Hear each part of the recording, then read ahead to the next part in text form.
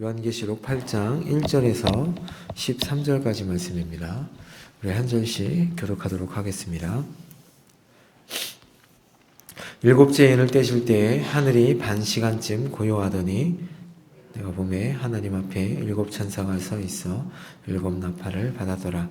또 다른 천사가 와서 제단 곁에 서서 금 향로를 가지고 많은 향을 받았으니 이는 모든 성도의 기도와 합하여 보좌 앞 금 제단에 드리고자 함이라.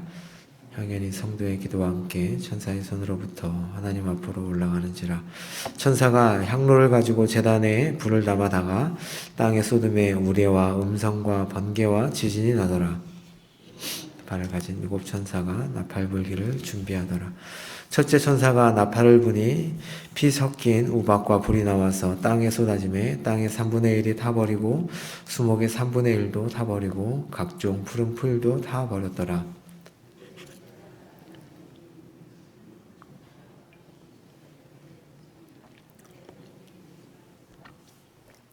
바다 가운데 생명 가진 피조물들의 3분의 1이 죽고 배들의 3분의 1이 깨지더라.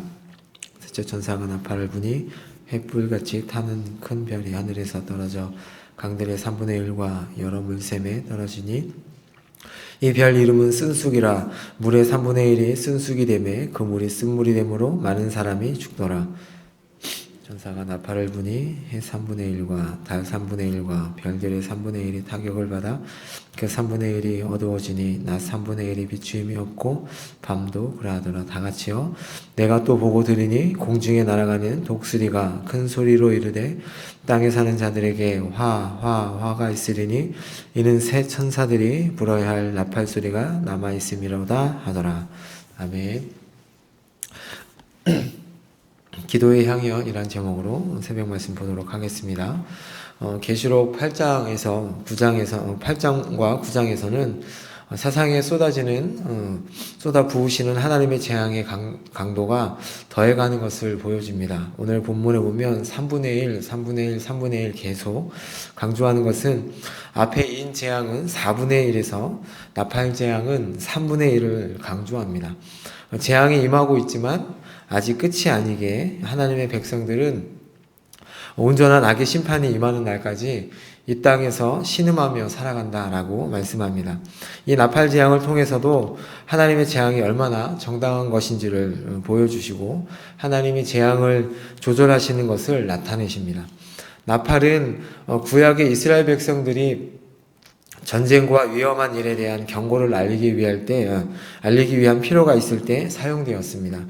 또한 나팔은 거룩한 절기, 안식일, 그리고 위대한 사람이 죽었을 때 이 나팔이 사용되었습니다. 오늘 본문의 나팔은 하나님의 진노의 날을 선포하기 위해서 사용됩니다. 이 나팔 재앙은 출애굽기의 열 재앙과 많은 유사성을 가지고 있습니다. 첫 번째 나팔은 우박 재앙을 가리키고 있고, 세 번째 나팔은 물이 피로 변하는 재앙, 다섯 번째 나팔은 메뚜기 재앙, 그리고 여섯 번째 나팔은 장자의 죽음 재앙을 연상하게 합니다.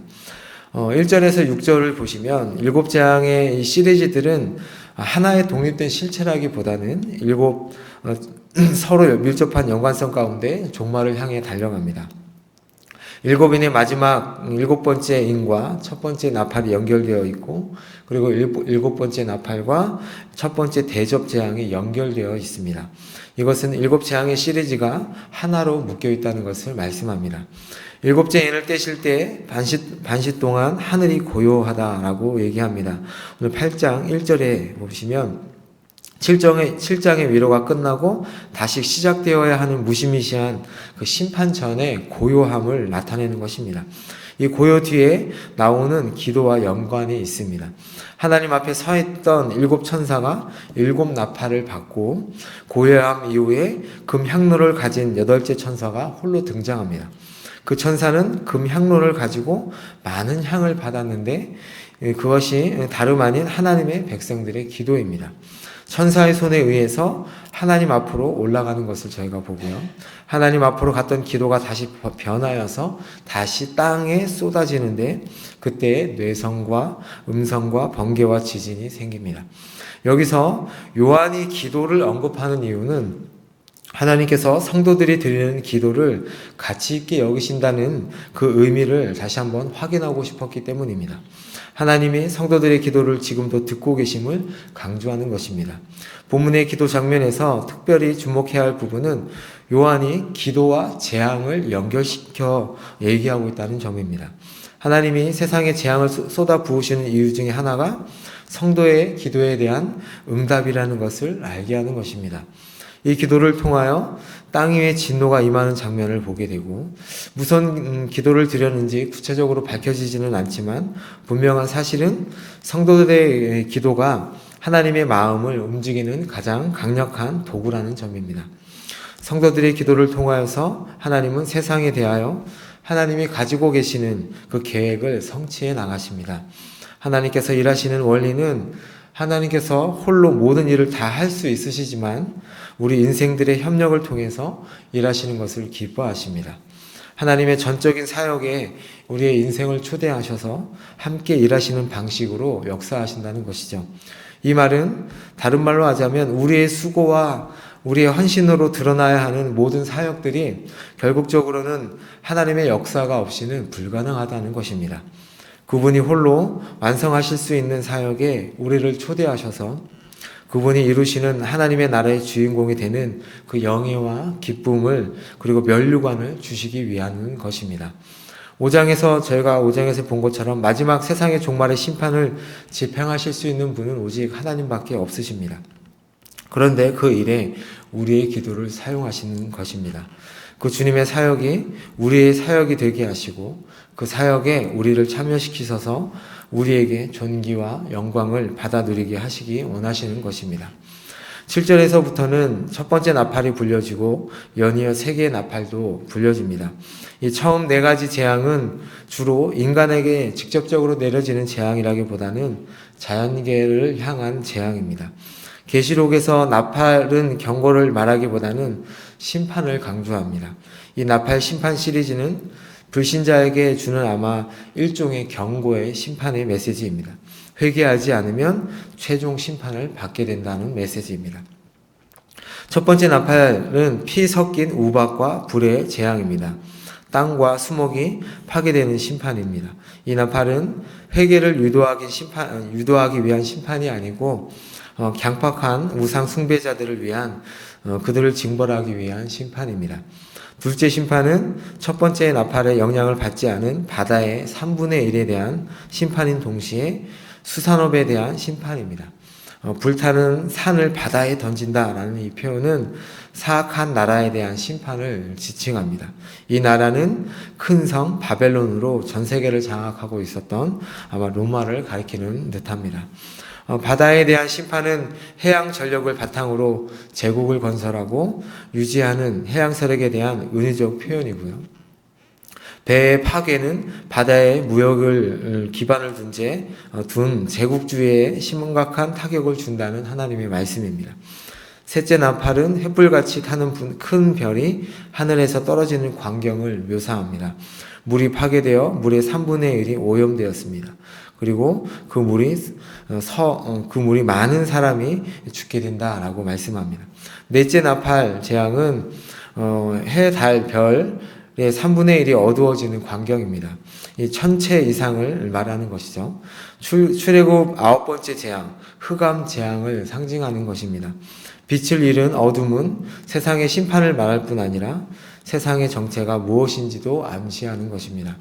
또한 출애굽기에서 바로가 성육신 되었다고 간주하는 태양신에 대한 심판이기도 합니다. 우상 숭배자들에 대한 심판을 얘기하는 것입니다. 이 네 번째 심판은 처음 네 나팔의 심판의 클라이막스입니다. 이 네 번째 심판은 완악한 불신자가 영적으로 하나님과 분리되는 것을 표현합니다. 여기서 어둠은 비유적 의미로 교회를 박해하는 우상 숭배자들과 교회 안에 있으면서 우상숭배적인 문화와 결탁한 자들에게 우상숭배가 헛되다는 것을 알게 하시는 것이고, 또한 살아계신 하나님과 분리될 것, 그리고 그들은 이미 심판을 겪고 있다는 것을 말씀하는 것입니다. 이 처음 네 나팔 심판은 모두 경건하지 않은 자에 대한 임하는 고난과 관련이 되어 있습니다. 그러면서 13절에 마지막 절에 남아있는 이 새 나팔을 소개하면서 공중에 날아가는 독수리를 설명합니다. 그것은 남아있는 새 나팔 심판들은 훨씬 더 가혹하다라는 것을 부각하기 위해서입니다. 그리고 또 빨리 임한다라는 것을 표현합니다. 독수리는 종종 구약에서 장차 임할 파괴의 전조로 등장합니다. 임박한 심판의 상징이기도 합니다. 먹이 위를 맴돌고 있는 독수리의 모습인데 이 먹이는 땅에 거주하는 불신자들을 나타냅니다.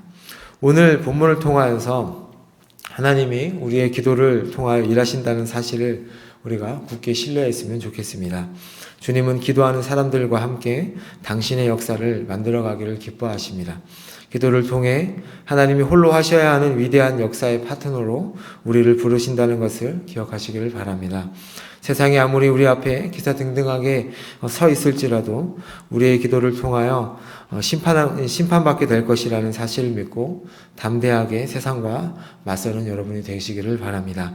분명히 주님의 때에 우리는 세상에 심판받는 것을 우리의 눈으로 목도하게 될 것입니다. 이 무서운 심판들을 보면서 우리는 겁을 먹을 것이 아니라 하나님께서 끝까지 우리를 지키신다는 그 평안함과 안정감을 가지고 살아가시는, 그리고 오늘 하루가 되시는 여러분 되시기를 예수님의 이름으로 축복합니다. 제가 잠시 기도하겠습니다. 아버지 하나님, 오늘 8장인 나팔 재앙을 통하여서 저희들이 하나님과 함께 기도를 통하여 역사를 이룬다는 것을 저희들이 보았습니다. 또한 이 심판을 통하여서 우리가 두려워할 것이 아니라 하나님과 함께 그 역사를 이루어가며 하나님의 뜻을 이룬다는 것을 다시 한번 생각하면서 오늘 하루도 주님과 동행하게 하시고 저희들의 삶이 하나님 앞에 드려지는 그런 시간 되도록 인도하여 주옵소서. 기도가 하나님 앞에 드려지는 것을 저희들이 보게 하시고 그 기도를 통하여서 하나님의 뜻을 저희들이 분별하는 시간 되도록 함께하여 주옵소서. 예수님의 이름으로 기도합니다.